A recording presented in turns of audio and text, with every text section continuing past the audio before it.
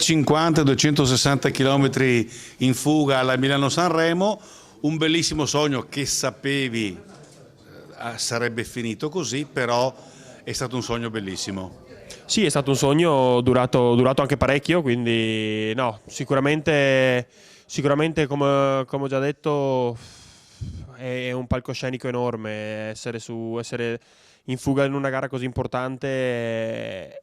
è sempre stato un sogno e era già un sogno farla, quindi figuriamoci essere ripreso appunto per 6 ore, essere in fuga, essere in testa alla corsa. E, no, è stata veramente una delle esperienze più belle e indimenticabili, sicuramente di questi ultimi 3 anni da professionista. Ecco, nulla da togliere a una Roubaix o un Fiandre, però è che sai, anche essendo un italiano, la Sanremo è la Sanremo. Sei un italiano, ma sei soprattutto un friulano, dico bene. Pasiano, mi ricordo che avevi ancora la maglia Amaranto, se non mi ricordo male, vedi, e rappresenti la forza della nostra terra. No, sì, sicuramente sì, essendo cresciuto qui sulle squadre giovanili qui, appunto avendo iniziato come hai detto tu al Pasiano,